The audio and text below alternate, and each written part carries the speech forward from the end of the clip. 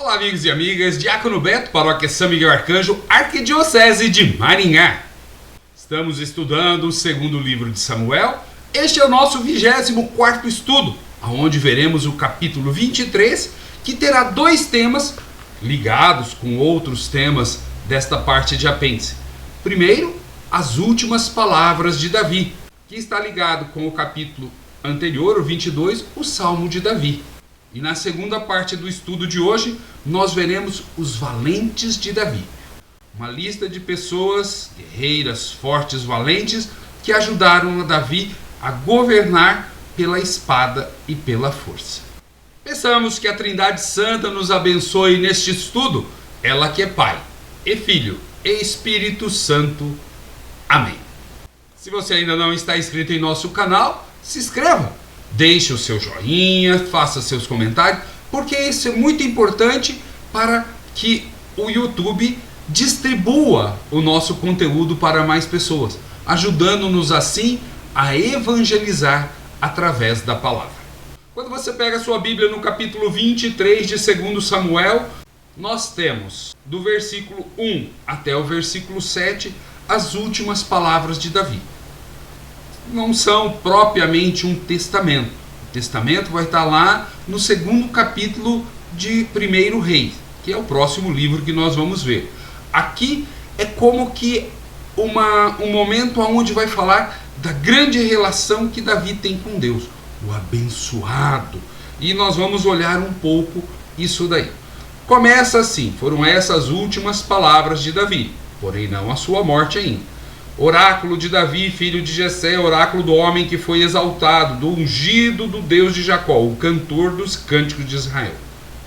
Então aqui, como que Davi lembrando algo importante. Não vai falar das políticas de Davi, não vai falar da briga dele com Absalão, não vai falar da briga dele com muitos povos, com muita gente do seu próprio povo, daquilo que ele fez com as 10 concubinas. Não, está exaltando Davi como o ungido de Deus, para dizer assim, tudo aquilo que Davi fez foi ungido por Deus. Deus o ungiu para fazer o bem e nunca para fazer o mal. No versículo 2, o Espírito de Yahvé falou por meio de mim. Olha só, a sua palavra está na minha língua, ou seja, tudo que eu fiz, tudo que eu falei, foi Deus quem me disse para falar. O Deus de Israel falou, a rocha de Israel me disse. Aquele que governa os homens com justiça, governa com o temor de Deus. Qual que é essa justiça? Então, Davi falou do povo. Davi falou de atos de justiça. Davi falou dos pobres. Inclusive, aumentou o número de pobres durante a gestão de Davi. Ele falou dos injustiçados? Não. Ele fez os julgamentos do povo na porta da cidade, resolvendo as contendas? Não. Quem passou a fazer isso foi até Absalão. Pelo contrário, ele tratou bem mal o reino do norte. Ele é como luz da manhã ao nascer do sol na manhã, sem nuvens, que faz brilhar depois da chuva a grama na terra. Ou seja, Davi é um esplendor. Não é assim para minha casa junto de Deus, pois ele estabeleceu para mim uma aliança eterna, e tudo ordenado e bem seguro. Uma aliança eterna, ou seja, os sucessores de Davi governarão para sempre. É um reino sem fim, que muitos acreditam. Olha, claro que nós vemos que o governo de Davi vai ter fim. Em 586 a.C., os babilônicos invadem a Terra Santa e colocam fim à dinastia de Davi, que já tinha uns percalços ali pelo meio.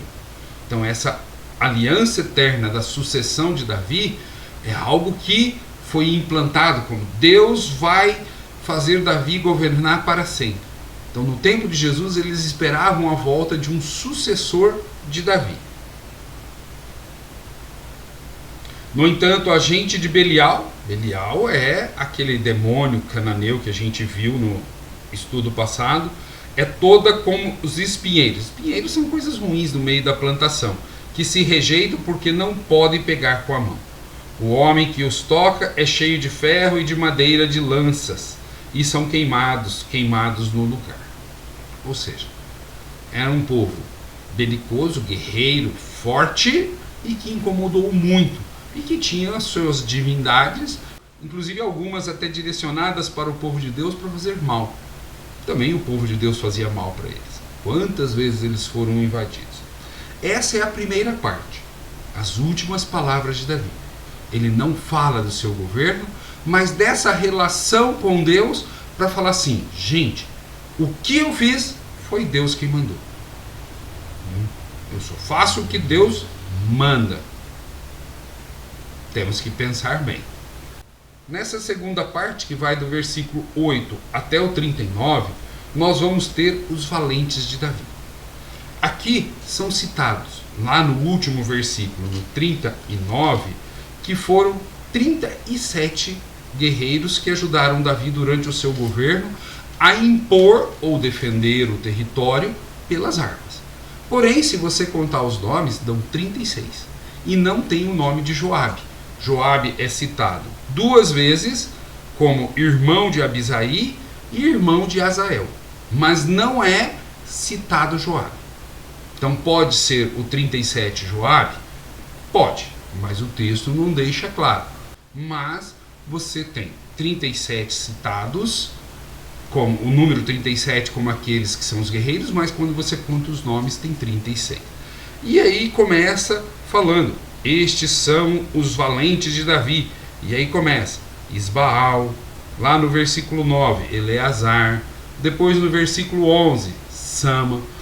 Já no versículo 13, nós temos 3 dos 30 que desceram e vieram no tempo da colheita encontrar Davi na gruta de Odolão.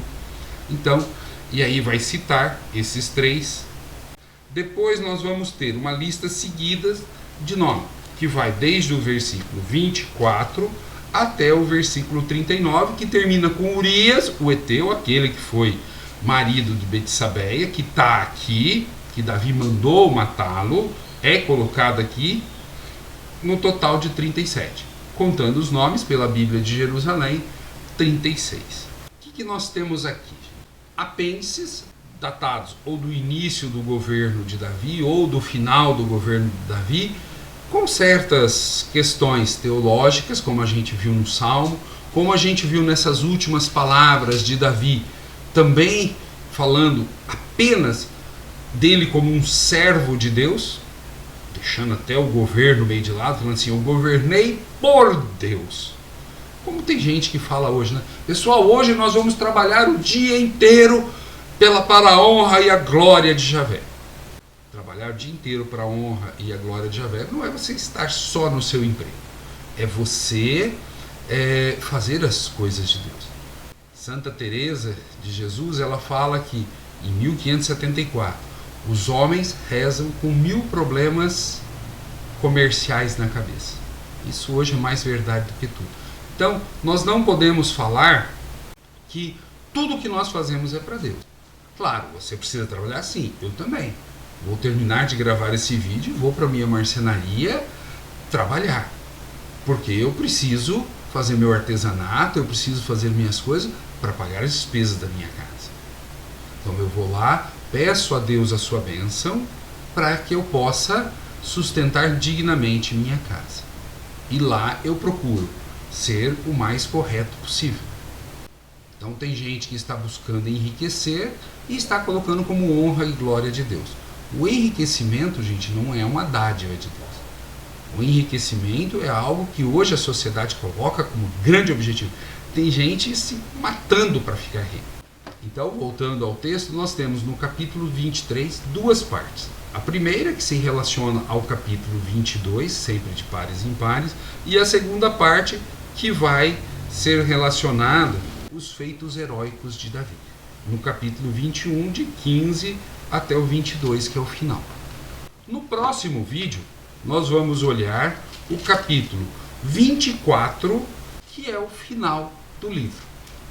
Caminhemos juntos! Paz e bem!